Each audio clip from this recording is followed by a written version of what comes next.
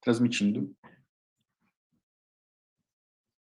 Bom dia a todas, todos e todes. Nós vamos dar início à nossa terceira conferência. Essa conferência tem como tema o cuidado como ética e integra a programação do seminário Urbanismo na Bahia, o Urba 21. Nós temos aqui como convidada, expositora, a professora Tânia Cuney, que tem uma pesquisa bastante interessante sobre diversos temas, os limites da comunidade moral, ação moral, ecofeminismos, e bem-vinda, professora Tânia. Eu vou começar fazendo uma rápida apresentação. Tânia é graduada em Filosofia e também em Letras, com alemão, é professora do Centro de Humanidades da Universidade Federal do Oeste da Bahia, UFOB, integra também o programa de pós-graduação em Ciências Humanas e Sociais na mesma instituição, é membro do grupo de pesquisa Gestão, Inovação e Desenvolvimento, também na UFOB, e colabora com o grupo interdisciplinar em pesquisas socioambientais, o grupo IPES da FURB. Desenvolve essas pesquisas nessa área e tem uma contribuição muito importante a nos dar nessa discussão do cuidado como ética, e a gente vive um momento histórico muito difícil no nosso país, e discutir a dimensão da ética, e particularmente a dimensão na relação com o cuidado, se apresenta como uma discussão, além de urgente, estratégica também, no sentido de pensar, como falou Valdeci numa mesa ontem, outros mundos, né, outras perspectivas éticas de mundo. Então, imediatamente eu vou passar a palavra à nossa conferencista. Muito obrigada, Tânia. Se sinta acolhida, cuidada aqui no nosso evento.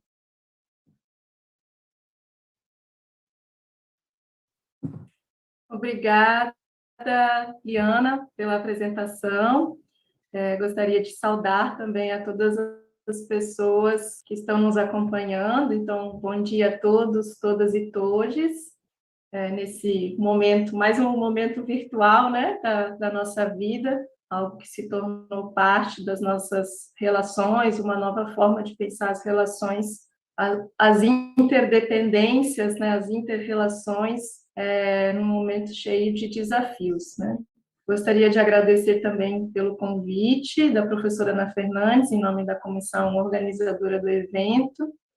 E quando eu recebi o convite, assim, eu me senti bastante desafiada, né? Porque costumo dialogar sobre esse tema da ética do cuidado, ainda mais dentro das fronteiras disciplinares, né? Dos limites das fronteiras da filosofia, mas, ao mesmo tempo, me senti instigada pelo convite a estar aqui com vocês e justamente ter essa oportunidade de ampliar essas fronteiras e me integrar a um debate mais interdisciplinar mesmo sobre a perspectiva da ética do cuidado, e consegui acompanhar um pouco o evento até agora e estou achando também muito interessante, né, o modo como o cuidado tem aparecido na política, em relação aos territórios, né, e como tem sido reconhecido como um valor, né, um valor ético muito importante nas relações e nos modos de tentar fazer outros mundos possíveis, né,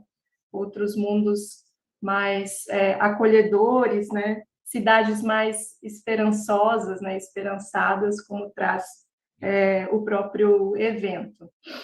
Então, eu não preparei nenhuma apresentação de slides, sou meio atrapalhada com essa questão de apresentar e ir falando. Eu fiz um roteiro para minha fala, que eu vou seguindo aqui, né?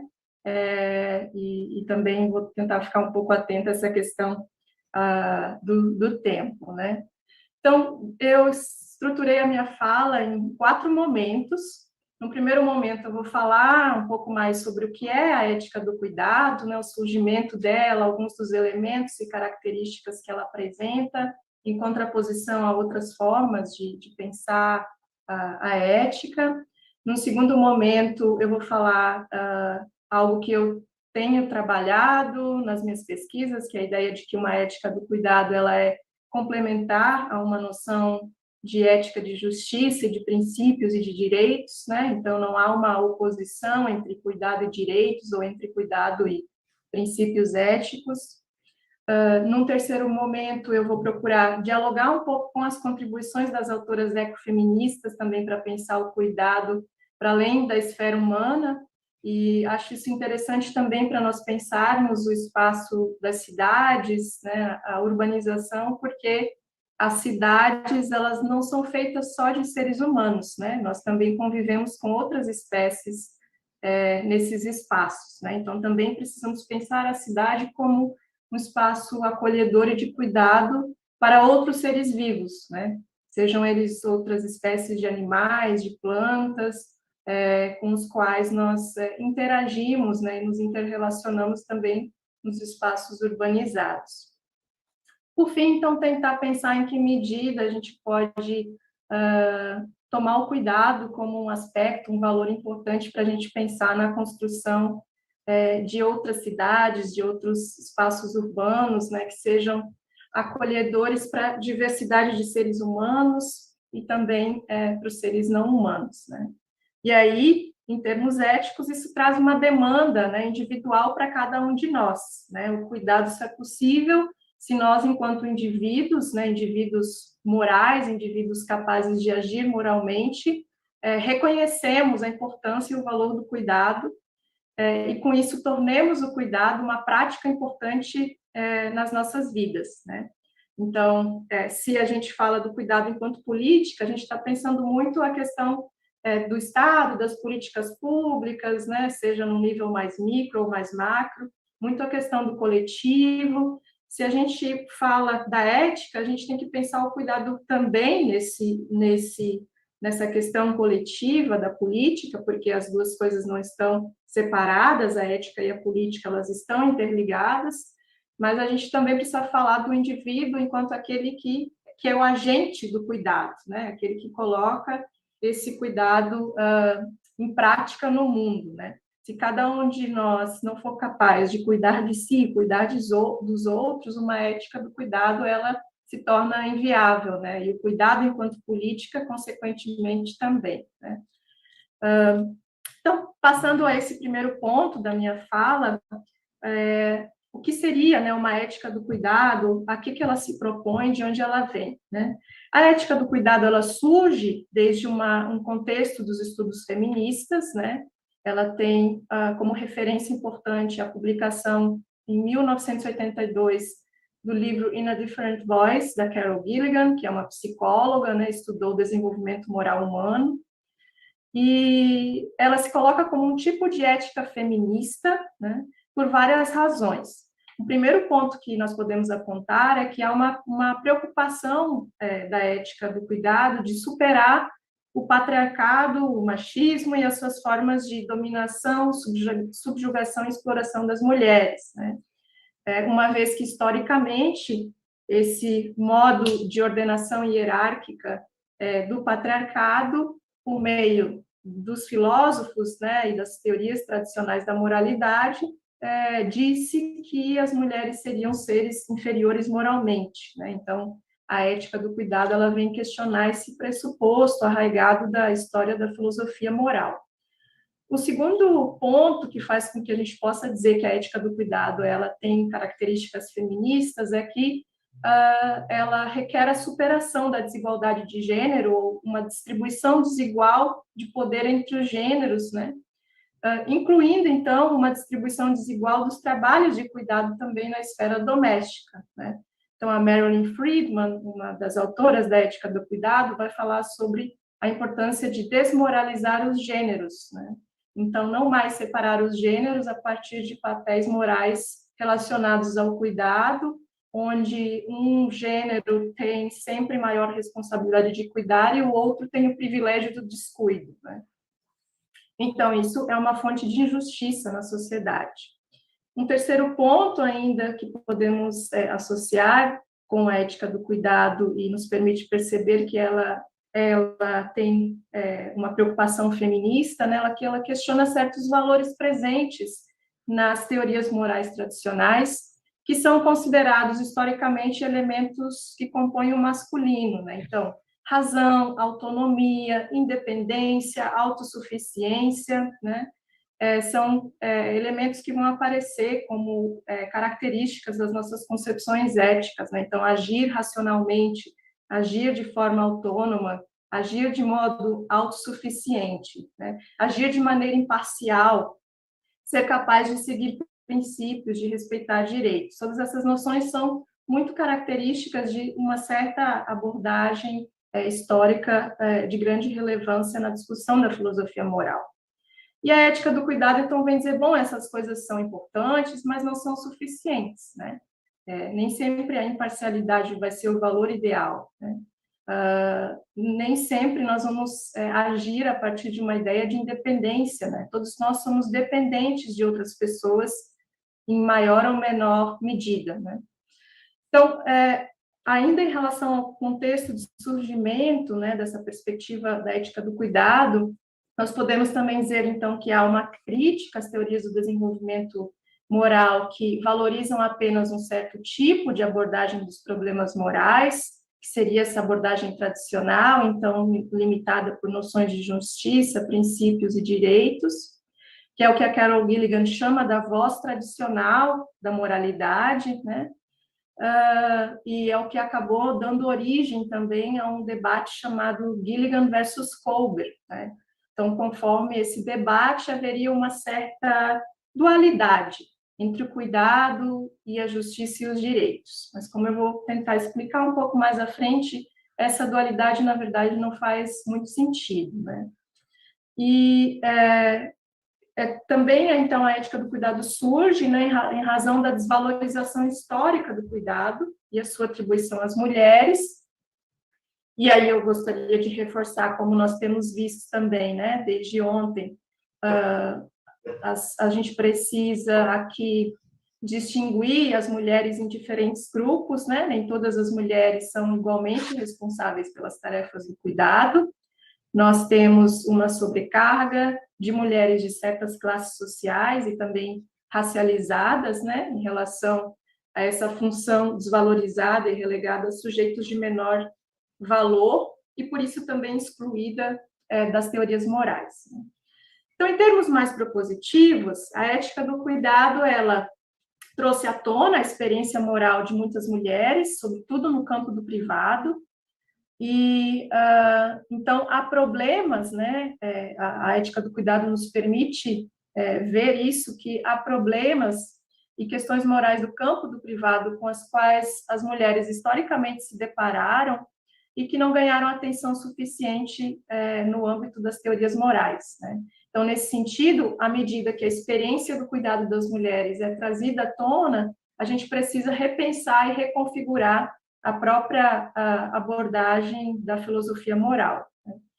A ética do cuidado, então, vai inaugurar uma tradição da valorização do cuidado responsável, né, e também de valorização dos sentimentos morais nas nossas relações morais. Então, pela primeira vez, o cuidado ele é apresentado como algo central nas nossas relações morais, então, que são pautadas em vínculos relacionais, né? E o cuidado ele é compreendido como um guia, né? Algo que pode nos ajudar a agir moralmente. E, nesse sentido, também é importante pontuar que não é qualquer coisa aqui que pode ser entendida ou nomeada como cuidado, né? De fato, a gente está pensando o cuidado como algo que dá sustentação à vida e não limita a vida de alguém, né? Então, embora a gente possa dizer que o valor da autonomia não é o único valor importante quando nós vamos falar de decisões e de agentes morais, é preciso também reconhecer que o cuidado ele tem em vista a promoção e a produção da autonomia dos sujeitos, né? e não a sua a sua dependência ou a sua subjugação, né? Então, há um giro teórico, né, nesse sentido também nas teorias morais, que passa de uma ideia de que os sujeitos não são completamente independentes, mas eles são sempre interdependentes, né? Nós estamos sempre em relações de interdependência. E aí, alguns aspectos centrais, então, da ética do cuidado são que é necessário identificar as demandas contextuais em cada uma dessas relações de interdependência, e para isso, enquanto agentes morais, nós precisamos desenvolver a empatia, nós precisamos ser sensíveis com as necessidades do outro, e nós precisamos ser responsáveis nas nossas relações. E a Gilligan, então, confronta abordagens que desconsideram esses aspectos da vivência moral ou os excluem da avaliação de problemas morais por serem tidos como inferiores na avaliação dessas situações. Mas sabemos que negligenciar, então, esses elementos, né, das relações, dos interrelacionamentos, da parcialidade, dos contextos, é eliminar muitos dos elementos que podem ser fundamentais na tomada de uma decisão moral. Então, de acordo com a Gilligan, o que na avaliação tradicional seria uma fraqueza moral, passa a ser a força moral dos seres humanos, né? Que é essa habilidade, então, de cuidar e essa preocupação com os outros e as obrigações de cuidar que são derivadas dessa preocupação. Nesse sentido, então, as noções de princípios de justiça e de direitos, elas são importantes, mas não suficientes, né? Em certas situações, talvez o cuidado, a empatia, a sensibilidade para com o outro e a responsabilidade nas relações podem ser até mais efetivos do que eventuais princípios considerados muito gerais e abstratos, né? Mas, né, não se pretende com isso descartar o valor dos princípios, dos direitos e da justiça, né, e sim defender, como eu tenho procurado construir em termos teóricos, a noção de complementaridade entre uma ética do cuidado e uma ética de direitos, de princípios e de justiça. De forma mais sucinta, então, nós temos a ética do cuidado como aquela que se baseia no cuidado responsável nas relações, e procura valorizar elementos da moralidade que pouco apareceram desde a modernidade nas teorias morais, né? Hoje, com os desenvolvimentos já da década de 80 até o presente, que reverberaram em todas essas discussões sobre o cuidado, como esse evento tem trazido de forma bem clara, né, e importante, a gente pode falar já de que a ética do cuidado ela traz uma perspectiva normativa, né, então, onde é central a habilidade do cuidado e a consideração das interdependências, e, desde uma perspectiva normativa, o que faz uma ação ser moralmente correta é se ela expressa a responsabilidade e o cuidado nas relações. Ainda podemos falar de alguns outros elementos que são importantes na ética do cuidado. O primeiro elemento é o próprio conceito de pessoa. Então, as pessoas, elas são seres interdependentes, têm relações de dependência entre si, né? Todos nós temos essas relações em alguma medida, e são relações que vão, inclusive, para além da espécie humana, né? A gente pode falar também da interdependência em relação a outras formas de vida, a outras espécies, ou em relação à própria natureza. A ética do cuidado tem como elemento também o reconhecimento de que todos os sujeitos, eles possuem graus de vulnerabilidade distintos, né? Então, nós não somos seres que não são vulneráveis, né? Nós somos todos, em alguma medida, vulneráveis. Então, é preciso considerar de forma apropriada a vulnerabilidade de cada sujeito que é afetado pelas nossas ações de cuidado, que também não se restringe aos seres humanos, né? E é importante mencionar, quando a gente fala de vulnerabilidade, que esse contexto da pandemia só serve como exemplo para nos mostrar isso, né? Estamos falando que somos todos vulneráveis, mas em diferentes graus, né? Então, é justamente aquela ideia de que, no contexto da pandemia, não estamos todos no mesmo barco, né? Há sujeitos de grupos subalternizados, né? E certos grupos desfavorecidos socialmente que vão apresentar, no momento da pandemia, uma vulnerabilidade muito maior e, por isso, também demandas por cuidado muito maiores do que pessoas que, como eu, né, uma mulher branca, né, com um emprego seguro nesse momento e que pode trabalhar desde sua própria casa com segurança, né? O cuidado, então, também tem como elemento central a questão da contextualização, né? Para a gente poder cuidar, para que nós possamos cuidar, nós precisamos olhar para os detalhes contextuais das situações particulares, né? E, com isso, poder salvaguardar e promover os interesses específicos e reais dos sujeitos vulneráveis envolvidos. A capacidade de cuidar, então, também é reconhecida como uma força moral humana, como salientou a Gilligan, né? E, embora historicamente, então, o cuidado tenha sido destinado a um certo grupo social, o grupo das mulheres, a ética do cuidado ela vai reconhecer e vai reivindicar que todo e qualquer agente moral, independentemente de seu gênero, ele é capaz e ele pode, ele deve cuidar, né? Então, o cuidado não deve ser apenas o papel das mulheres na sociedade.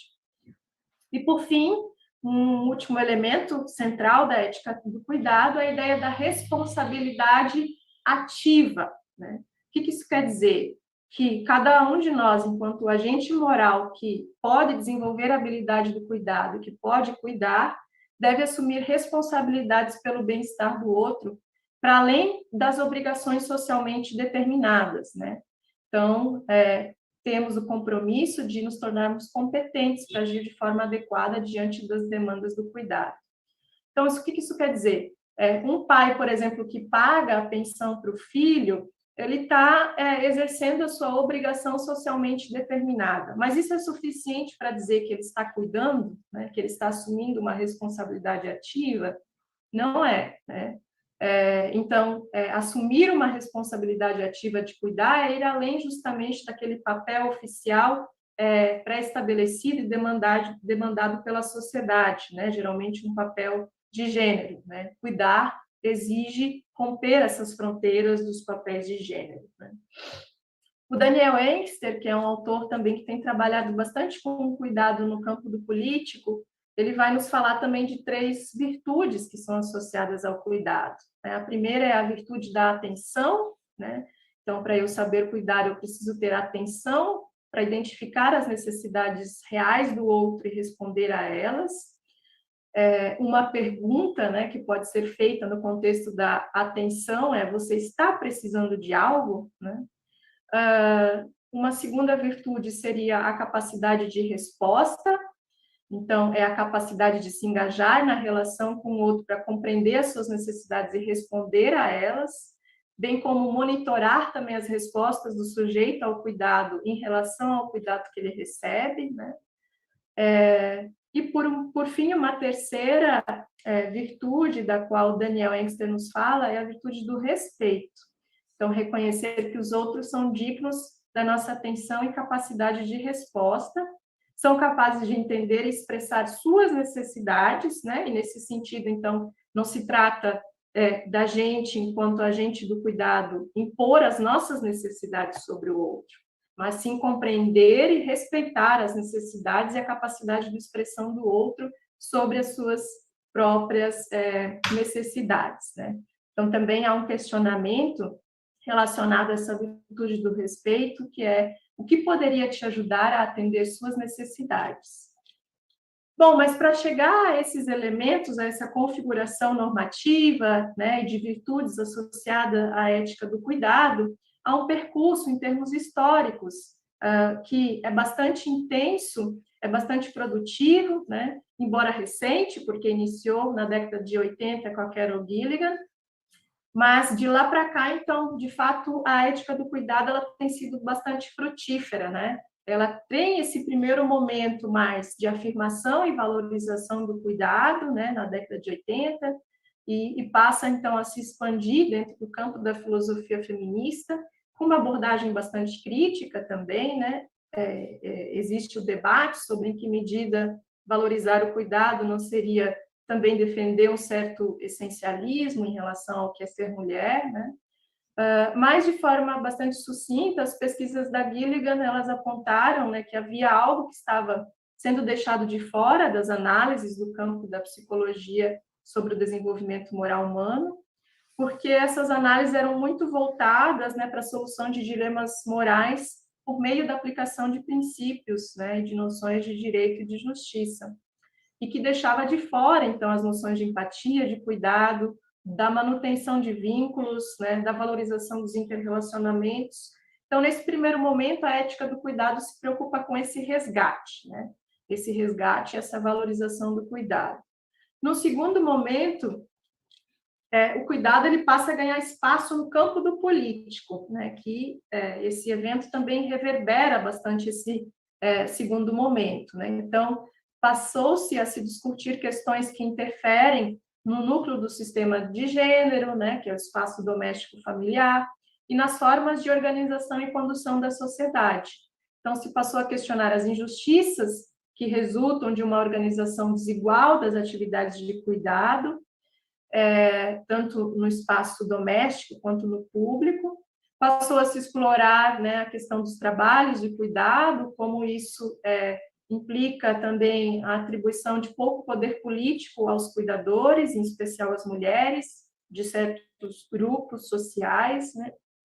Então, até então, as teorias políticas falavam muito da justiça como ideal, mas pouco se ocupavam das questões do cuidado na esfera pública, né? Então, nesse segundo momento, o cuidado ele vai ganhar atenção no campo do político. E num terceiro momento, a abordagem do cuidado e dos relacionamentos, ela passa a ser integrada também às teorias animalistas e ambientalistas, né? Destacando-se, então, o campo dos ecofeminismos, que vai reconhecer no cuidado também um potencial de ampliação das fronteiras da comunidade moral para além dos seres humanos, né? E o cuidado, então, passa a ser importante para pensar um projeto de justiça que seja interseccional, mas também que possa contribuir na construção de uma justiça interespécies, né? Uma justiça que vai além dos seres humanos. Mas esses momentos, né, esses três momentos da valorização do cuidado, das discussões do cuidado no campo do político, das discussões sobre o cuidado para além da esfera humana, eles se mantêm ainda atualmente bastante interligados, né, e atuantes, né? O debate continua. Então, é nesse sentido que eu gostaria de falar um pouco mais sobre a questão mais específica da ética do cuidado, né, que é essa noção de complementaridade, né? Então, que coloca o valor do cuidado como central na ética e na política, né? E não apenas como algo acessório ou algo secundário. Então, aí eu passo ao segundo ponto da minha fala, que é justamente essa ideia de complementaridade, né, entre cuidado e princípios, direito e justiça. Então, naquele primeiro momento do surgimento da ética do cuidado, associou-se também a valorização do cuidado a uma série de injustiças, né, que seriam derivadas do próprio reconhecimento das mulheres como sendo historicamente cuidadoras, né, à medida que isso representa uma sobrecarga para as mulheres, né, uma limitação. Então, haveria esse risco de, ao se defender o cuidado, também reforçar o papel das mulheres como cuidadoras, né? Então, nesse sentido, passou a estabelecer um debate de cuidado versus justiça, né? Como se, pelo fato de, historicamente, o cuidado representar uma sobrecarga para as mulheres, logo, uma injustiça para esse grupo social, então poderia se estabelecer uma oposição entre justiça e cuidado. E aí, esse debate, né, ele passou a ser muito central, né? E eu justamente procuro defender algo que é diferente, né, que não há uma oposição entre justiça e cuidado, mas que essas noções, de fato, são complementares na sociedade, né? Então, é possível a gente pensar um diálogo, na verdade, entre justiça e cuidado, à medida que são faces de uma mesma moeda. E algumas autoras, como a Friedman e a Ockham, entendem, então, que a justiça ela é um elemento essencial nas relações de proximidade familiares, né? Então, nesse sentido, o cuidado nessas relações não pode ser fonte de injustiças, e por isso que a gente vai falar da redistribuição também do cuidado, né, no âmbito da esfera privada. Além disso, o cuidado pode ser um aspecto essencial no âmbito da esfera pública, que é também que esse evento tem discutido, né? A gente pode falar de direitos na sociedade, a gente pode falar, pode não, né? É necessário que falemos de direito, é necessário que falemos de justiça, mas também precisamos do cuidado na esfera pública, né? Então, onde tradicionalmente se reconhecem as demandas por justiça, por imparcialidade, também o cuidado é essencial para a gente dar um passo além, né? Então, é por isso que cuidado e justiça são noções complementares, tanto no âmbito da esfera pública quanto no âmbito da esfera privada. Também podemos falar de uma complementaridade entre ética do cuidado e direitos. Então, não é por reivindicar a importância do cuidado que direitos universais se tornam dispensáveis, né? Tanto o cuidado quanto muitos direitos têm o mesmo fundamento, que é o de proteger as vidas vulneráveis. Então, qualquer ser humano pode passar por experiências de vulnerabilidade ao longo da vida, de maior ou menor intensidade e duração. E o cuidado e os direitos são formas complementares de atender essa vulnerabilidade. Muitos direitos são gerados a partir da necessidade de cuidado, né? É o cuidado que motiva a promulgação de diferentes direitos morais e legais. A exemplo dos direitos das pessoas com deficiência, né? Então, garantir direitos é também cuidar. Direitos evocam formas de cuidado. Então, à medida que eu tenho direito a algo, alguém tem o dever de me fornecer algo, né? Eu tenho uma reivindicação ao cuidado de outra pessoa ou uma proteção diante de alguém ou do Estado. O direito ao cuidado, então, pode ser estabelecido como uma obrigação de cuidar a partir da vulnerabilidade. Pode-se derivar esse direito, né, esse direito ao cuidado, como uma exigência da parte vulnerável ao cuidado. E também, então, por outro lado, um dever moral de cuidar de alguém para além da legalidade. E quando a gente fala dos processos de urbanização, a gente pode, então, também reconhecer esse paralelo, né, ou essa complementaridade do direito à cidade, por exemplo, e do direito ao cuidado, né? Em que medida o direito à cidade vai nos trazer reivindicações de cuidado, né? Então, para efetivar o direito à cidade na prática, né, além de um direito formal, formalmente estabelecido, que práticas de cuidado são necessárias, né? Então, é possível pensar essa complementaridade entre essas noções, né, do direito à cidade e o direito ao cuidado. A tese da complementaridade, né, ela já está presente lá em 1982, quando a Gilligan escreve o In a Different Voice, né? Ela fala, né, que os dois modelos de pensar as questões morais, seja o da cuidado, seja da justiça, quando considerados separadamente, são incompletos, né? Então, os problemas morais podem ser melhor resolvidos quando, de fato, nós consideramos tanto o cuidado quanto a justiça e os direitos dois lados de uma mesma moeda.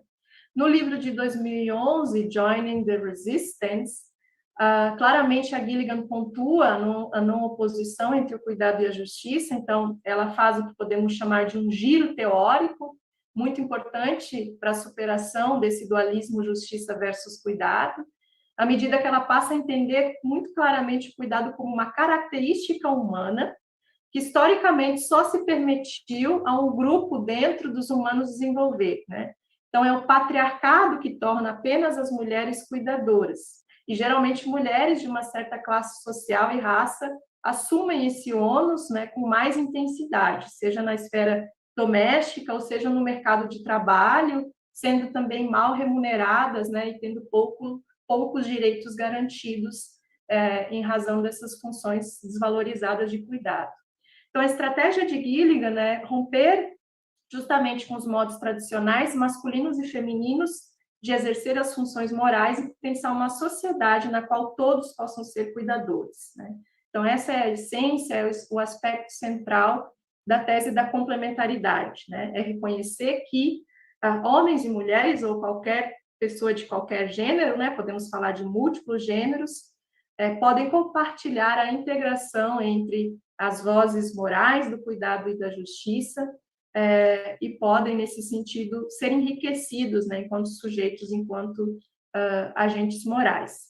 Então, com isso, nós podemos falar que a habilidade do cuidado ela é restituída ao lugar originário, né, uma característica humana associada à própria capacidade humana de viver em grupos, que existe, então, muito antes da atribuição das tarefas de cuidar às mulheres em algumas sociedades, né? Não quero aqui fazer uma generalização de todas as sociedades, porque existem diferentes sociedades com diferentes organizações sociais e muitas delas nem estruturadas a partir desse sentido de gênero dualista, né? Então, a capacidade de cuidar, assim como a racionalidade, pode ser uma habilidade humana fundamental se permitirmos o seu desenvolvimento por parte de todos os seres humanos.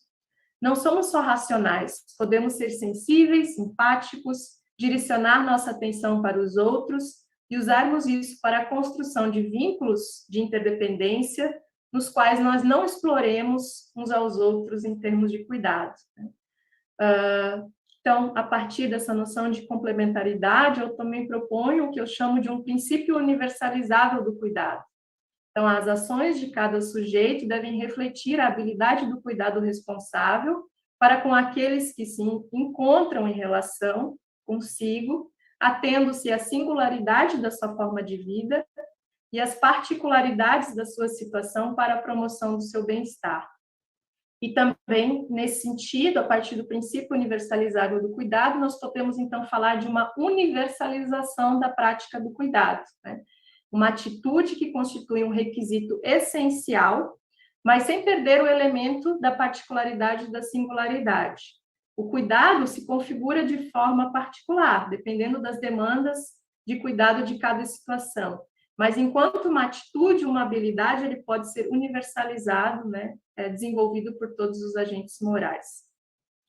Essas ações, é claro, podemos, no primeiro momento, falar de cuidadores individuais, né, mas ações de cuidar também são demandadas pelo Estado e pela organização em geral, né? Então, se falamos de uma universalização das práticas do cuidado, não estou aqui falando apenas do cuidado enquanto uma tarefa individual, mas também, então, coletiva, né? E das instituições, das organizações sociais e do próprio Estado, né? E aí, novamente, podemos pensar as questões da urbanização, os problemas da falta de cuidado nos espaços urbanos, nos espaços das cidades, né? Então, como a Janete Sanz, né, a vice-prefeita de Barcelona, né, se eu não estou enganada, que falou ontem na conferência, ela justamente utilizou esse termo, uma cidade cuidadora, né? Então, como passando de um nível individual, do reconhecimento de cada agente moral enquanto um agente cuidador, podemos passar a pensar uma comunidade cuidadora, um bairro cuidador, uma organização cuidadora, né? Cidades acolhedoras e cuidadoras, né? O cuidado implica, então, um comprometimento moral primário. É preciso ver o sujeito ao cuidado como alguém concreto e singular, não alguém generalizável. Cada pessoa necessita de outras em sua vida que a reconheçam, a respeitem e a estimem, né? E que possam atender às demandas de cuidado que ela tem, para, nesse sentido, contribuir para a construção da identidade individual. Isso também é uma questão a se pensar nas cidades, né? O que significa, então, ser uma cidade cuidadora para as diferentes pessoas concretas que a formam, com suas diferentes identidades e culturas, né? Esse é um questionamento que eu trago, né? E é um questionamento que representa um grande desafio em termos de cuidado, né? Que é esse reconhecimento da particularidade, né? E das diferenças entre os sujeitos. Mas, então, o cuidado ele não é importante só para os seres humanos, né? E nem só para a identidade individual e de grupos, precisamos pensá-lo também para além da dimensão da vida humana. Porque as cidades, como eu mencionei anteriormente, são espaços ocupados também por outras espécies, né? E não consigo imaginar cidades nas quais outras espécies não estejam presentes, né? Na qual espécies animais e vegetais não estejam também em relações de interdependência conosco. Então, assim, eu chego ao terceiro ponto que eu gostaria de tocar hoje, que é essa ideia do cuidado para além da esfera humana, né, e como que as ecofeministas têm também trabalhado a partir de uma ética do cuidado, né. Então, de forma sucinta, as abordagens ecofeministas, elas apontam para a necessidade de estabelecer conexões entre diferentes sistemas de opressão.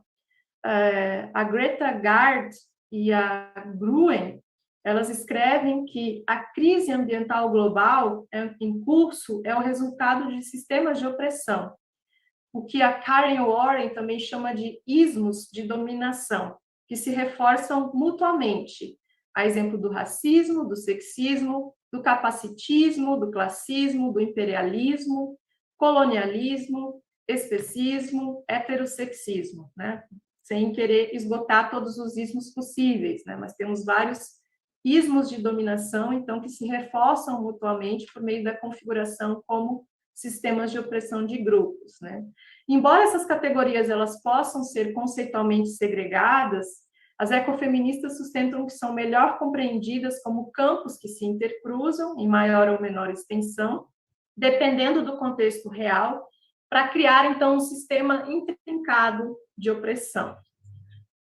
Essas autoras, elas também apontam, né, para um outro problema bastante importante na ética do cuidado, que é a ideia dos dualismos hierárquicos de valor, né? Então, quando se construiu, por exemplo, o debate justiça versus cuidado, havia justamente uma disputa dualista, né? Para ver o que de fato era mais importante, se seria justiça ou cuidado. Justamente a complementaridade quer fugir desse dualismo e mostrar que essas noções podem ser integradas e devem sê-lo, né? Ambas são centrais para a gente pensar as questões morais e políticas na sociedade.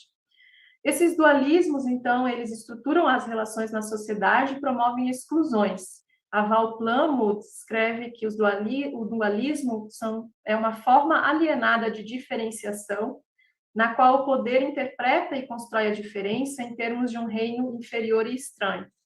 E aí há diferentes dualismos, né? Razão versus natureza, mente versus corpo, razão versus matéria, racionalidade versus animalidade, liberdade versus necessidade, universal e particular, enfim.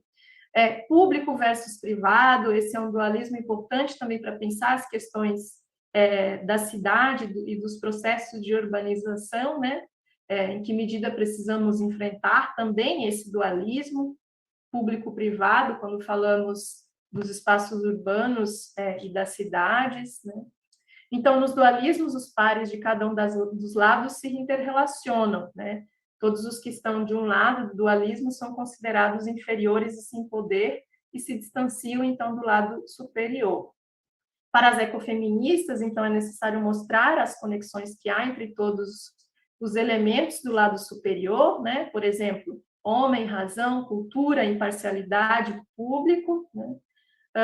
E as conexões que há entre os elementos do lado inferior, mulher, emoção, natureza, parcialidade, privado, para mostrar, então, como que, de fato, os sistemas de dominação funcionam e se reforçam, subjugando, né, todos aqueles que estão do lado de baixo do dualismo.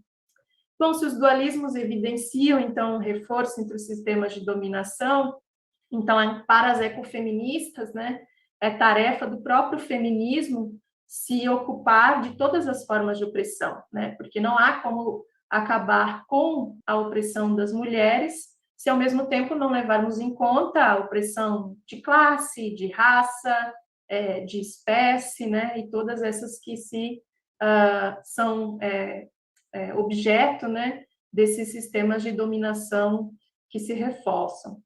Então, por isso, uma concepção ecofeminista interseccional busca manter a coerência na defesa das mulheres, dos animais, das mulheres racializadas, né, das mulheres de classes mais baixas, ou de qualquer outro grupo que se encontra em situação de vulnerabilidade extremada. E de onde vêm essas conexões, então, dos sistemas de dominação, né? Porque o feminismo deve se ocupar de outras formas de dominação, porque justamente todos implicam em falta de cuidado e destruição da vida em geral, né? E todos têm como fundamento essa estrutura, o que a Karen Warren chama de uma estrutura conceitual, patriarcal e de lógica da dominação. Então, como que se caracteriza essa lógica da dominação, né? Ela é caracterizada por um pensamento de valor hierárquico opressor, onde os de cima têm mais valor e os de baixo têm menos valor. Ela sustenta pares de oposição, que são os dualismos, que se excluem e se opõem, né, ao invés de serem complementares. Elas criam, mantêm e perpetuam privilégios para os grupos que estão no lado de cima do dualismo, e elas sancionam, então, diversas formas de dominação por meio de um discurso, de uma argumentação, né, que justifica a superioridade, que justifica a superioridade e a dominação de um grupo e a subordinação e a subalternização de outro grupo, né? Então, podemos, por exemplo, falar do discurso de superioridade da razão humana e da inferioridade da natureza e dos animais não humanos, que é um discurso que é responsável justamente pelo tratamento destrutivo da natureza, né? E também de grupos subalternizados que se encontram mais integrados à natureza, né? Para a gente falar de todo o genocídio das populações indígenas, né? Que são considerados, como Ailton Krenak sempre tem destacado, categorias subhumanas, né? Menos que humanos também, dentro desse sistema da lógica da dominação, né? Porque estão ao lado, dentro da natureza, né? Assim, nessa visão dualista e nessa forma de pensamento de valor hierárquico e opressor, essas pessoas são pensadas dessa forma. Então, em termos ambientais, né, a consequência dessa lógica da dominação e desse pensamento hierárquico e opressor é que a natureza ela é vista como um recurso de exploração ilimitada, né? A natureza é vista como existente para o benefício humano e para a promoção do progresso humano, né? Essa ideia de progresso ela é bastante contaminada também pelo discurso hierárquico e opressor. Então, se pensa que a natureza ela pode ser transportada para dentro de laboratórios, onde ela pode ser investigada, dissecada, penetrada, né? Para que se possa dominá-la, descobrir o seu funcionamento, dar sentido à sua desordem, compreender os seus segredos, né? Então, todos esses termos são termos desse discurso hierárquico e opressor, né? De forma, então, mais sucinta, a natureza ela se torna um mero objeto para a atividade científica, né? Desse homem racional, conhecedor e detentor do conhecimento. Para além disso, né, para além dessa objetificação da natureza, há também, então, a desvalorização de todos os modos de ser e de viver que não se resumem ao padrão do enquadramento dualista, né? Como confrontar, então, tudo isso, né? Como confrontar essa lógica da dominação? Aí as ecofeministas vão nos falar, então, da lógica do cuidado, né? Então, dentro da filosofia moral ecofeminista, se abraça o cuidado, a abordagem do cuidado como um modo de enfrentar os dualismos hierárquicos de valor e um modo de enfrentar a lógica da dominação, né? A Marti Kiel, uma ecofeminista, ela vai nos falar que, tradicionalmente, nas abordagens éticas, né, essa abordagem ética marcada também por sistemas de dominação, por discursos hierárquicos e de valor, vai prevalecer o que ela chama de uma ética de heróis. Então, a ética de heróis ela vem para salvar o mundo, vem para corrigir danos causados pela lógica da dominação, né? Então, essa ética de heróis ela é centrada numa moralidade masculina que quer salvar o mundo por meio da conservação, do aprisionamento do mundo natural. Ela pretende oferecer uma ordem, um ordenamento às práticas explorativas, né? Então, não é que ela põe fim às práticas de exploração, ela oferece uma certa forma de controle. Vamos falar, por exemplo, da criação, né, em termos legais, da caça esportiva ou da caça regulamentada, né? Para Marty Kiel, essa é uma expressão da ética de heróis, né? Você não quer pôr fim à caça ilegal, né? Então você regulamenta esse processo com justificativa da conservação.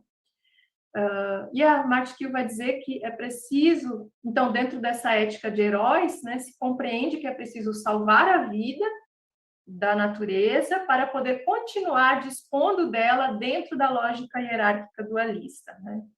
Os heróis são aqueles que resgatam vidas depois da agressão, da destruição e da violência, né? São aqueles que ordenam os estragos para manter o controle sobre eles. Então, a violência ela é justificada por meio da ética de heróis. Ao mesmo tempo, a Marty Kiel vai nos dizer que essa ética ela apresenta uma certa contradição, pois há uma admiração pela existência do mundo natural, ao mesmo tempo em que há uma expropriação, né? Por meio do desmatamento, da caça legalizada, e ela também nos diz, então, que essa aparente contradição, ela se justifica justamente pela necessidade de levar adiante, de sustentar esse modo de vida baseado em sistemas de dominação e de opressão, né? Porque se eu estou guiando a minha vida por um sistema de dominação, eu sempre preciso ter alguém para dominar, né? Por isso que eu não permito a extinção, né? Então, por isso que são necessárias essas medidas legais de controle, né, e de conservação. Para Marty Kiel, então, o mundo natural será salvo não pela espada da teoria ética, mas sim por uma consciência humana transformadora em relação a toda a vida, né? E para isso a habilidade do cuidado, então, seria algo fundamental, né? Somente por meio da habilidade do cuidado é possível transformar essa consciência humana que é extremamente marcada, então, pelo menos na nossa visão ocidental, né? Ainda eurocentrada em sua forma hegemônica, é preciso, então, uma transformação dessa consciência humana. A capacidade de cuidar nas relações ajuda a superar a indiferença e a oposição que é marcada pelos dualismos hierárquicos. Permite ao agente moral desenvolver uma preocupação ativa com os que serão afetados por suas decisões. E permite também que o agente moral, então, à medida que essa consciência humana transformadora, né, ela ganha espaço, permite que esse agente moral passe a se perceber, então, num contínuo de interrelacionamentos, né?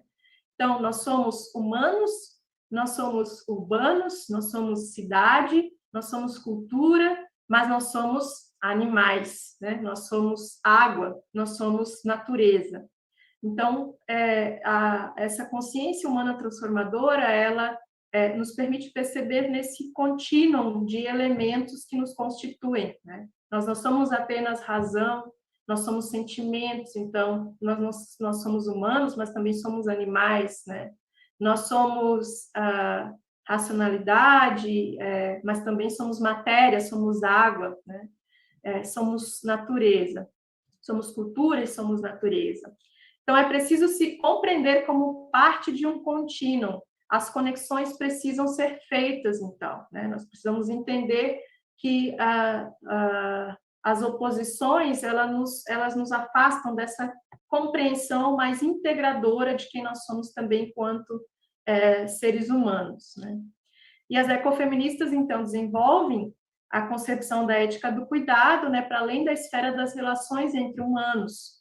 Há potencial também para proteger animais, plantas, ecossistemas e a natureza. A ética do cuidado, então, é mais inclusiva e aberta a diversas experiências morais, pois não começa com a crença de que a ética deve ser construída sobre uma característica que é exclusivamente humana, qual seja, né, a ideia da racionalidade humana, que dita deveres e princípios. Mas sim que a ética, então, parte, né, dessa ideia de uma consciência humana transformadora, que tem como aspecto central essa noção de habilidade do cuidado também, que Gilligan colocou como sendo uma habilidade, uma característica humana. A ética do cuidado, então, também incentiva a ampliação das práticas do cuidado pautadas nessa lógica do cuidado, né, e ajuda a nos distanciar da lógica da dominação e dos sistemas de exploração e do lucro. Para Trish Glazebrook, é possível, então, a partir da lógica do cuidado, fazer surgir uma praxis de afirmação da vida para os ecossistemas e para nossos coabitantes planetários, né? E a Marty Kiel, então, também vai nos falar de uma outra ética, né? Uma ética que, então, não concretiza atos heróicos de salvar a vida após a agressão, mas que busca o caminho da prevenção por meio de um compromisso coletivo, do reconhecimento das inter-relações existentes no mundo, humano e não humano. Uma teoria ética deve, então, sair de sua formulação heróica de correção de danos que resultam da lógica da dominação, para apresentar uma abordagem preventiva, integrativa e interativa, na qual o cuidado é o elemento central. Outra autora ecofeminista, Karen Warren, também vai falar de uma ética sensível ao cuidado, né? Então, o cuidado como a habilidade prática que orienta a aplicação do princípio moral adequado a cada situação. As práticas do cuidado devem nortear a decisão de manter, ou podemos falar, né, já numa outra linguagem, as práticas do cuidado devem sulear a decisão de manter, promover e melhorar o bem-estar das partes interessadas e não lhes causar dano. A moralidade não deve ser resumida à resolução de conflitos, mas sim a tentativa de antecipação, né, à medida que nós, então, somos capazes de compreender as particularidades e as necessidades do outro, temos também de agir na forma de prevenção dos conflitos, né? Incluindo a observação das realidades locais históricas das situações morais. Bom, e como tudo isso, então, né, nos ajuda a pensar, então, talvez um pouco mais as questões dos espaços das cidades, né, dos espaços urbanos. E aí eu passo, então, para o quarto e último momento da minha fala, que justamente pretende destacar apenas alguns insights, né? Como eu mencionei também, esse é o primeiro momento que eu estabeleço esse diálogo um pouco mais aberto, assim, né? De pensar essa questão da ética do cuidado mais nessa esfera ampla, né? Das relações dos espaços urbanos e das cidades. Então, como também podemos aprender a cuidar nesse contexto, né? Que características cada um de nós pode se comprometer a tentar desenvolver, né? Então, acho que uma primeira noção importante é que precisamos pensar as cidades e seus espaços, né, a partir das interdependências também, né?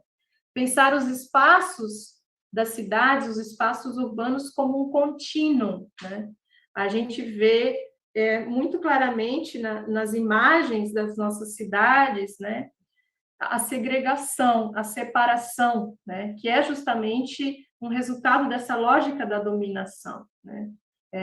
Então, acho que o exercício é perceber os espaços também das cidades como esse contínuo, né, e que nós não ficamos isolados nesse espaço, né?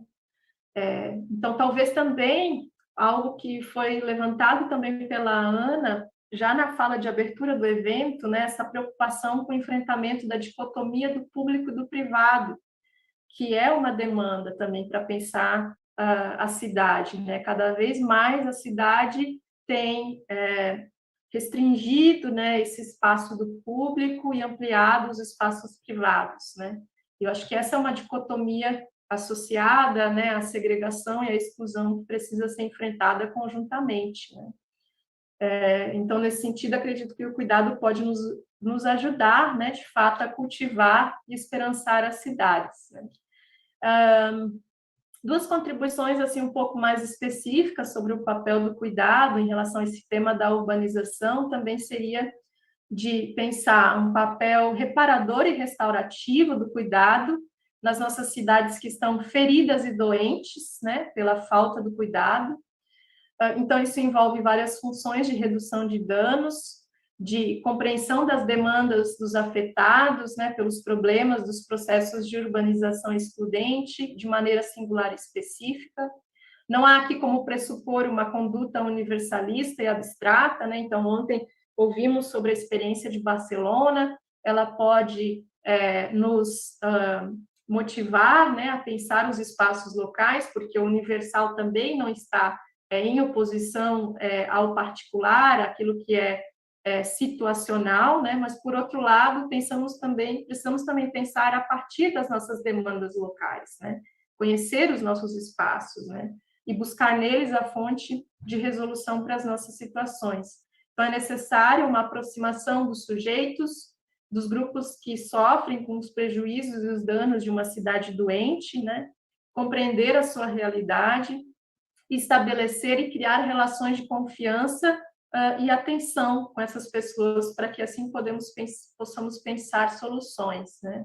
Então, como podemos prover a conectividade, a integração nas cidades, como podemos promover a abertura de espaços urbanos para o acolhimento da diversidade, e também agora me remeto à fala do João Hugo, né, sobre cidades acolhedoras, como podemos construir um espaço que seja voltado para a construção de redes de proteção da vida, né? Então, tudo isso demanda essa aproximação das realidades locais, né? Então, não basta aqui uma orientação mais geral e genérica de que precisamos cuidar das praças públicas, né? O cuidado exige um engajamento numa prática reflexiva de identificar as demandas e necessidades dos sujeitos ao cuidado em cada situação, contexto, bairro, lugar, espaço. Ao mesmo tempo, aprender a cuidar para romper as fontes que causam o dano, né? Então, não se trata da reparação pela reparação, para que quem destrói, né, por descuido, possa continuar a sua prática. Mas a gente precisa ter como fim e finalidade a superação dessa lógica também de correção de danos, que é a lógica da ética de heróis, né?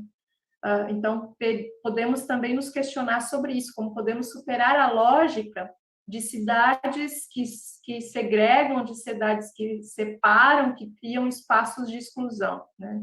Para pensar, então, cidades integradas, acolhedoras, né, e cuidadosas.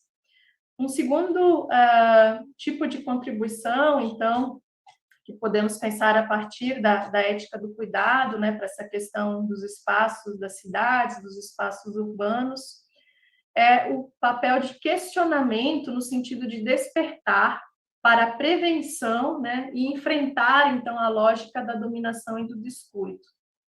Então, vários questionamentos nós podemos nos fazer nesse sentido, né? Por que chegamos a este modelo de cidades, né? Como viemos parar até aqui?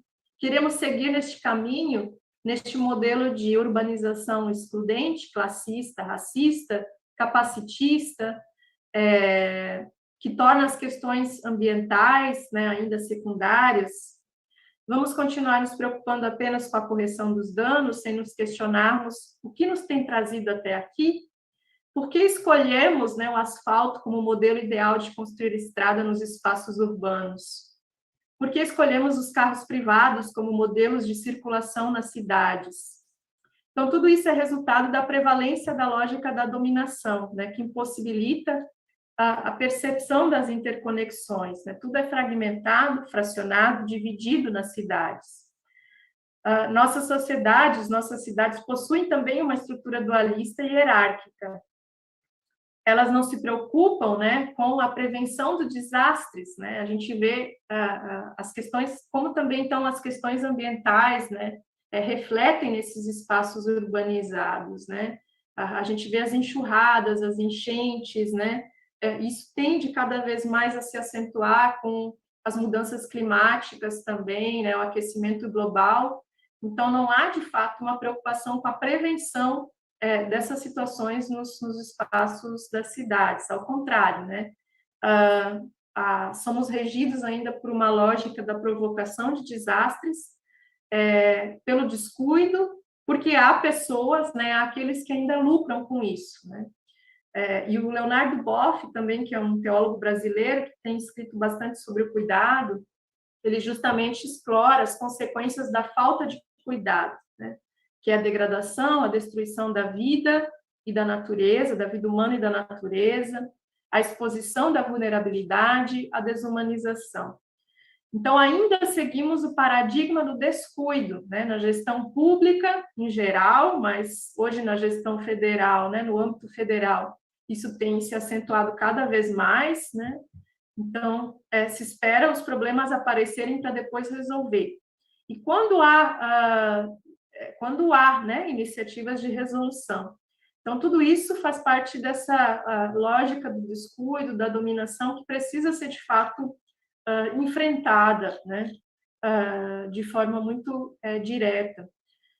O problema do descuido, ele se aprofunda, né? Temos um cenário de desmonte de políticas públicas, de saúde, moradia, políticas ambientais, mas, para além disso, vivemos uma prática de descuido permanente, né?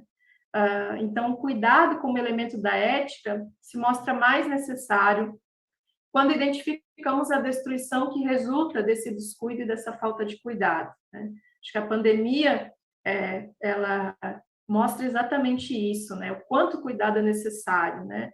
E quanto a falta de cuidado, o descuido são destrutivos da nossa vida, né? E das vidas de seres não humanos também, né?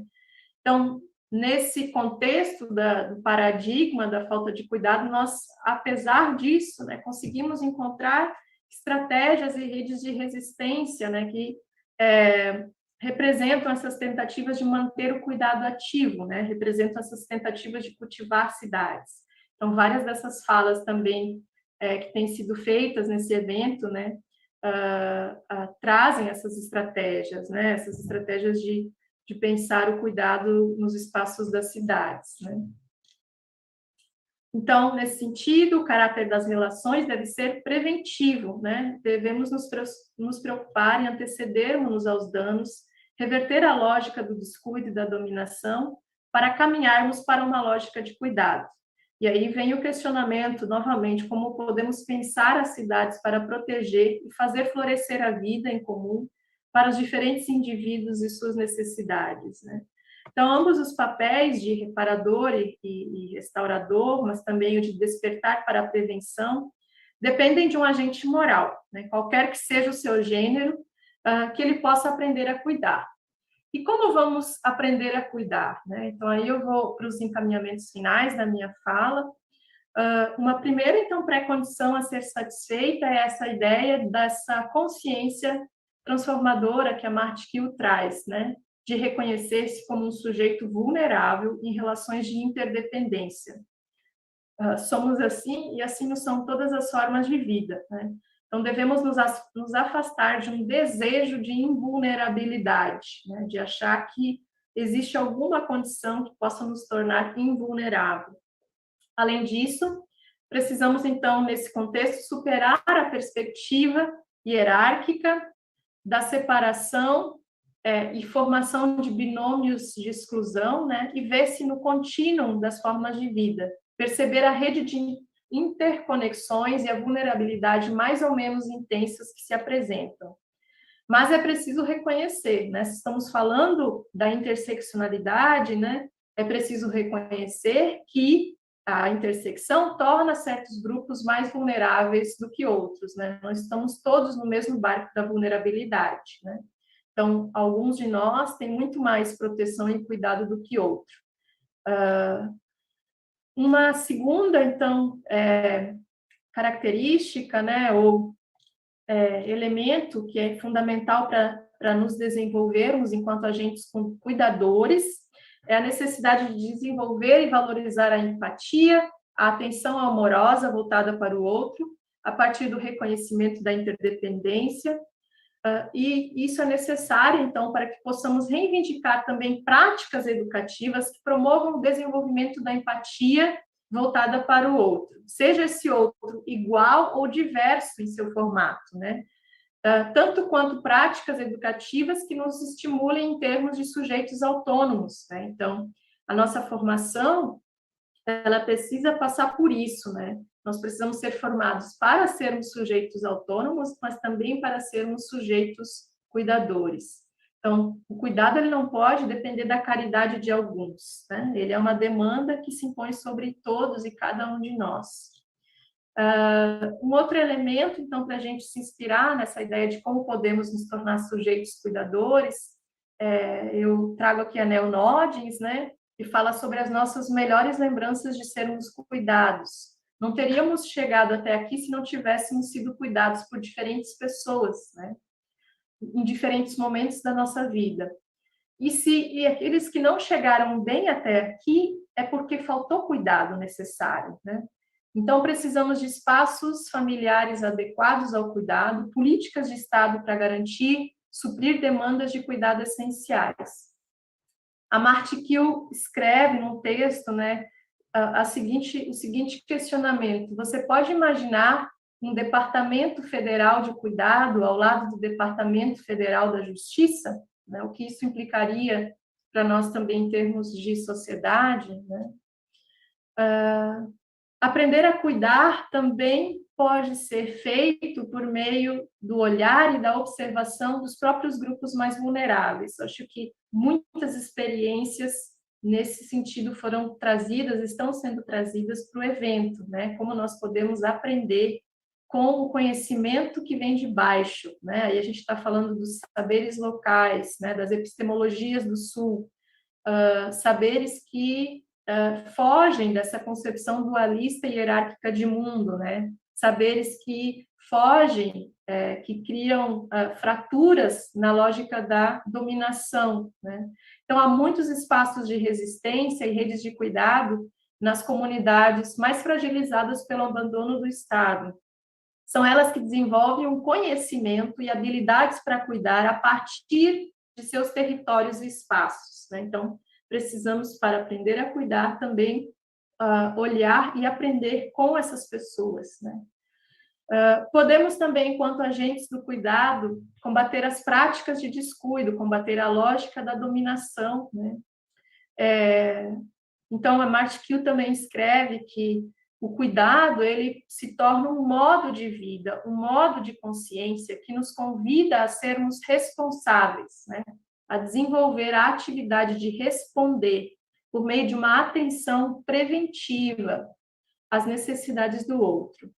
Por fim, podemos, enquanto agentes morais do cuidado, adotar o princípio universalizável do cuidado, por meio de práticas de cuidado responsável, e das quais podemos derivar deveres de cuidado por parte de todos os agentes morais. Esse é o aspecto universal do cuidado, né, que eu mencionei já anteriormente, a ser desenvolvido por todos.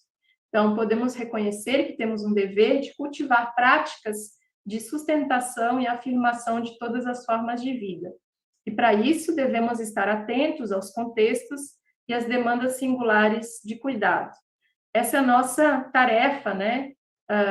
A nossa missão, né? De desenvolvermos, então, essa sensibilidade, né, ao cuidado. E essas práticas do cuidado, como também aponta a Daniela Rosendo, né, uma pesquisadora brasileira, ecofeminista também, que trabalha com as teorias do cuidado, devem ser sempre orientadas pelo contexto, inclusive no que diz respeito às culturas, né, porém sem coisificá-las. A cultura em si não é suficiente para legitimar as práticas, mas ela deve ser reconhecida em seus aspectos positivos e valorizada a partir dos saberes locais que estão na sua base, né, e que podem ser inclusivos ao invés de excludentes. Então, era isso. Encerro aqui minha fala e agradeço. Muito obrigada, Tânia. Muito bom você ter trazido a discussão da cidade, sim, muita generosidade você trazer essas conexões com a cidade, com os territórios. Nós não temos questões, eu gostaria de colocar algumas questões. Primeiro, registrar que a gente tem aqui o professor Leandro Cruz, que é o relator dessa conferência, está aqui com a gente. Assim, uma primeira questão, antes que até que apareçam outras, que eu queria te colocar, Quando você fala nessa relação de complementaridade, nessa dimensão da ética de princípios, de direitos, com a ética do cuidado, eu fico pensando assim que você tem assim contradições que são de uma dimensão, né, dessa ética de princípios, de direitos, né, que tem essa esse vínculo, né, com o masculino, né, com o hegemônico, com o patriarcal, com essas dimensões, e a ética do cuidado, que traz também assim as suas próprias contradições. Então, talvez a gente pensar além das complementaridades, essas contradições, até porque a gente tem visto aqui assistido nos debates, né, que essa dimensão potente do cuidado no sentido de transformar princípios, valores, crenças que estão, inclusive, arraigadas nas nossas formações.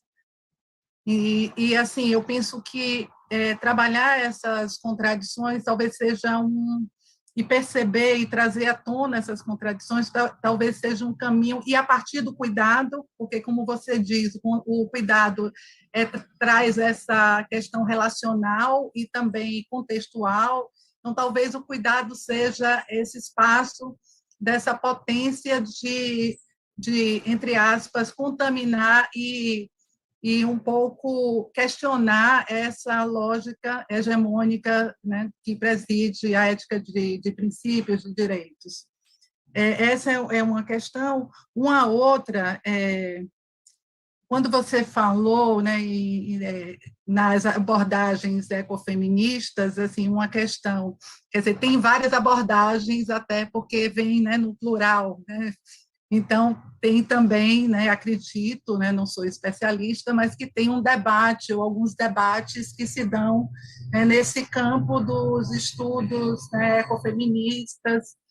E hoje, na mesa, né, que a gente teve antes, né, apareceu muito o bem viver, né, e essas conexões, né, com modos, né, de vida, maneiras de ver o mundo que são diferenciadas, o Tecoporã, o Ubuntu, assim, que tem uma relação muito forte, né, com toda a discussão no campo dessas abordagens ecofeministas. Então, se você puder falar um pouco sobre isso e quais são os debates assim mais fortes e como o cuidado atravessa também essas tensões, né, nesse campo dos estudos ecofeministas.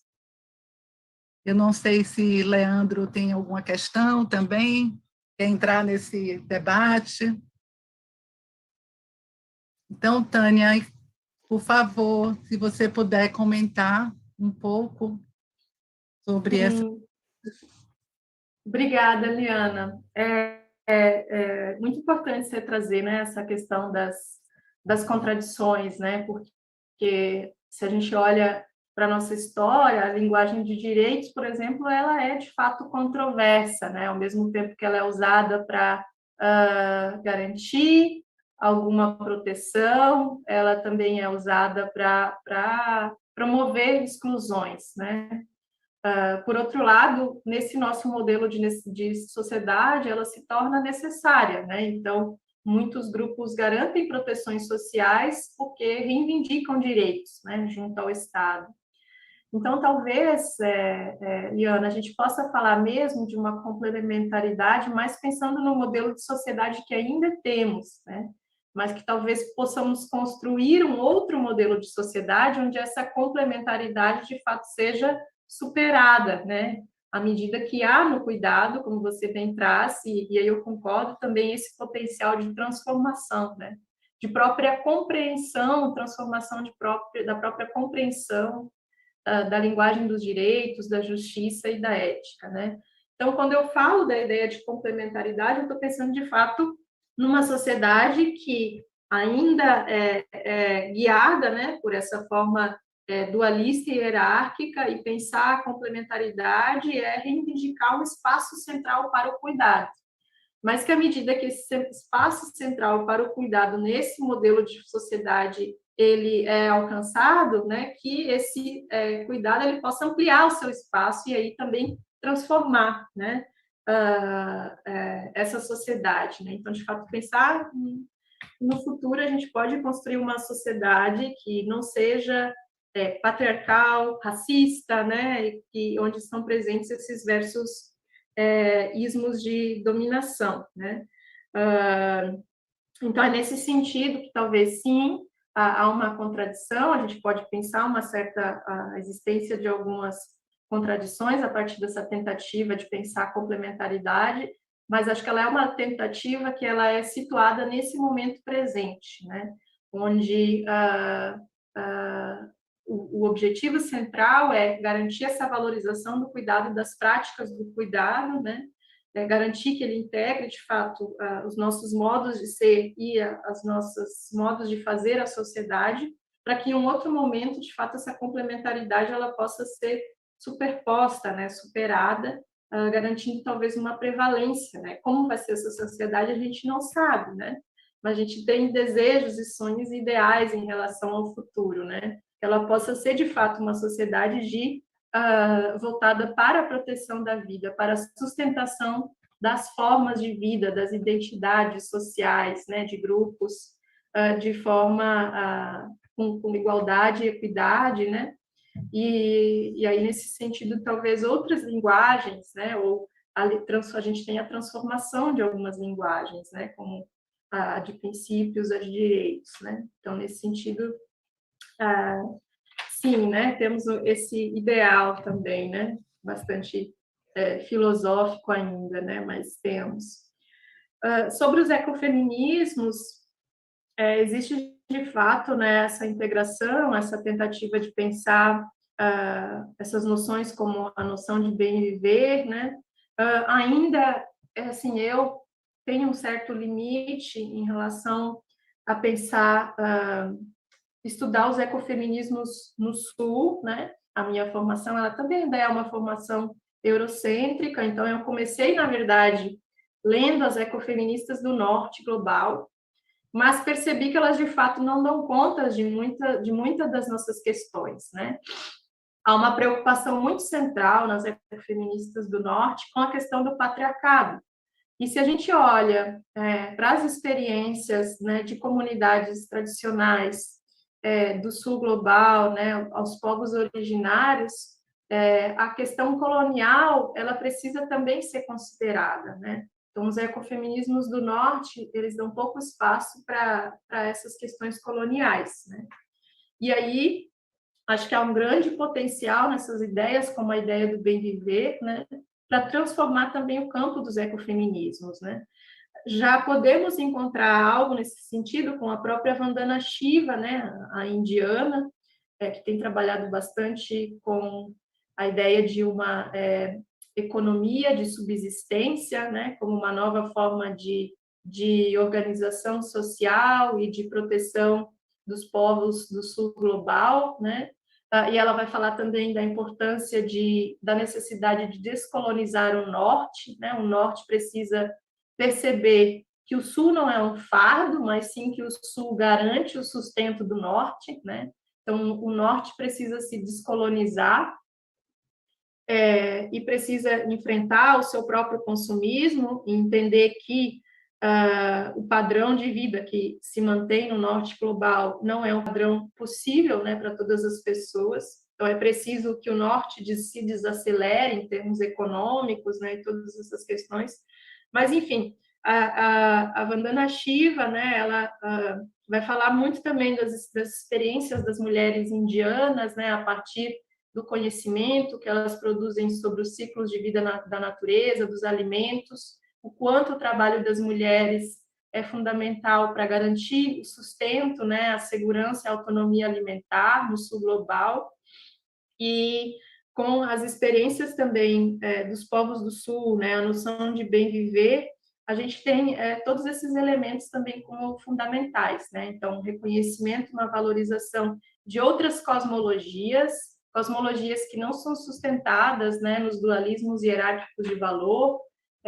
O próprio Ailton Krenak, né, traz muito isso assim nos seus escritos, né, sobre como a relação o humano se entende de outra forma, né, na sua relação com a natureza dentro dessas cosmologias onde não há a existência desse dualismo humano-natureza, né, do dualismo, de vários dualismos, né, mas o humano se vê em continuidade, né, com as outras formas de vida.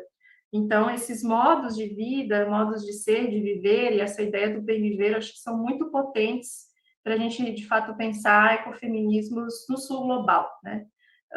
E com certeza são abordagens ecofeministas. Podem não carregar esse nome, né? Podem ter uma outra denominação, mas são abordagens que dialogam bastante, né, com questões que nos interessam e questões que vão muito além daquilo que as ecofeministas do Norte pensaram. Obrigada, Tânia. Tem um comentário e uma questão aqui. A gente já está bem no limite da hora, mas não sei se a gente pode subverter o tempo aí um pouquinho, esticar pelo menos uns 10 minutos. A primeira, eu não sei da organização, se é possível. Possível? É possível. Então, a gente tem aqui um comentário que a prática do cuidado é ainda limitada ao espaço privado e que compreender o cuidado de forma mais ampla é um desafio, aí é um comentário. Mas tem uma questão aqui, que é uma questão que a gente não resolve aqui nesse espaço, certamente. É possível adotar a ética do cuidado numa sociedade sob a hegemonia do capital, onde tudo vira mercadoria, incluindo a prática do cuidado? Então, são duas questões, Tânia. Não sei se você quer ter uma questão, né, e um comentário, se você puder comentar. E aí, depois, por favor, você pode fazer as suas considerações finais para a gente encaminhar. Muito bom ter você aqui e saber que você está tão perto de nós, aqui na Bahia. Que bom. Eu acho que o comentário, ele responde à pergunta, né? É um desafio, né? É um desafio justamente a gente pensar, né, essas práticas do cuidado, onde a hegemonia do capital privatiza tudo, né? Inclusive as práticas do cuidado, né? Mas eu acho que dá para a gente entender o cuidado como resistência, né? Também diante, né, dessa perspectiva hegemônica, né? Nesse sentido, isso representa um desafio, né? Um desafio para além da esfera privada, né? Para o espaço público, mas é um desafio que é também um ideal, né? E um ideal que pressupõe a transformação dessa hegemonia do capital, né? Então, eu vejo que defender uma sociedade do cuidado é também defender um outro modelo econômico, né? É pensar uma outra sociedade, né? Então, faz parte do enfrentamento político, né, que o cuidado também tem, à medida que ele sai da esfera privada, né, e passa a ser reconhecido também no âmbito da esfera pública como importante, que essas lutas, né, e essa demanda pelo cuidado em termos éticos transformem também a consciência humana, né, na direção de um outro modelo de sociedade, né, uma outra economia e uma outra estrutura social, né? Então esse é o nosso desafio, né? É o nosso desafio enquanto um cuidado também, vamos falar assim, um cuidado da esquerda, né? Que a gente possa pensar também um outro modelo de sociedade, né? A partir das práticas do cuidado. Bom, né? Mas como a Liana já comentou, Tânia, né? tem uma complementação aqui interessante. Existe uma avaliação crítica sobre o papel da filantropia na ética de heróis e como ela poderia ainda ser trabalhada ou potencializada dentro de uma ética do cuidado. Pergunto isso considerando que já se constrói uma crítica ao chamado urbanismo filantrópico, o urbanismo de filantropia, como uma das formas de manutenção das injustiças e do sistema de dominação. Então, é só uma questão e que complementa a anterior. Sim, não, eu não conheço assim, uma crítica direta a essa questão da filantropia, não, né? Mas me parece fazer muito sentido, né? Porque a filantropia tem justamente essa característica de chegar depois da destruição, né? E de garantir que alguns sujeitos sejam reconhecidos como os heróis, né? A salvação. Então, não conheço assim das ecofeministas propriamente que elas trabalhem com esse exemplo da filantropia, mas acho que é um excelente exemplo, né, para mostrar justamente os limites de uma estratégia que não vai na raiz do problema, né, cuja raiz é justamente essa hegemonia do capital, né, e todo esse modo de vida de privatização, inclusive das formas do cuidado, né. Então, a filantropia, ela, enquanto uma ética de heróis, né, ela apenas garante a continuidade do que nós temos aí. Bom, então também, se não temos mais questões, né, gostaria de agradecer a Liana, a Ana, Leandro, todos que estão por aqui, estou vendo mais algumas pessoas aqui na salinha, a Mel Travassos, que também fez contato comigo, as pessoas que estão aqui ouvindo e nos vendo. Foi muito bom estar aqui com vocês e que a gente possa continuar esse diálogo, né? E desejo uma boa continuidade do evento, um evento super importante, que trouxe o cuidado como um valor central, né, ao longo de toda a discussão, perpassando aí todas as diferentes esferas da política, dos territórios, né? Então, muito bom ter esse espaço, muito bom ver o cuidado sendo discutido, né, e ouvindo tantas pessoas falando e reconhecendo a importância do cuidado. Obrigada. Deixa eu só Muito dizer obrigada. só um minutinho. Tânia, antes de você sair, eu fiquei lembrando que falta o cuidado com o seu livro, que você ia mostrar para a gente na sessão. Você não quer só apresentá-lo e aí a Pode gente... ser. Super obrigada. Foi Então, muito boa essa conversa. A gente vai continuar. tá Obrigada. bom.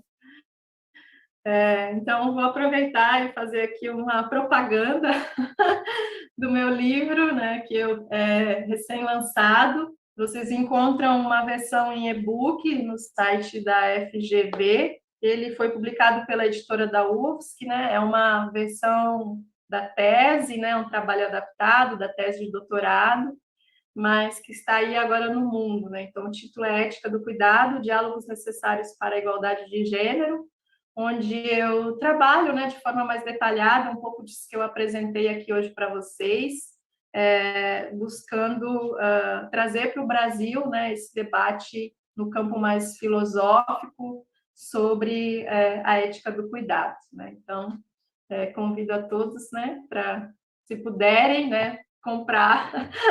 Também, em breve, eu devo organizar alguns lançamentos, né, e para que tenham mais informações também sobre o livro, tá bom? Obrigada pelo espaço cedido. Muito obrigada, Tânia, e parabéns pelo livro. Eu só gostaria de lembrar que, nesse final, que nós teremos 2 sessões temáticas à tarde, sobre assistência e assessoria técnica na relação com o cuidado, e, à noite, lançamento de livros, diversos livros, além do livro de Tânia, a gente tem... hoje não é o lançamento do livro de Tânia, teremos outros livros, mas quero agradecer muito a Tânia, continuaremos essa conversa, e é isso, boa tarde, gente, muito obrigada a todas, todos e todes que ficaram até agora com a gente. Boa tarde. Tchau, boa tarde. Obrigado. Um abraço.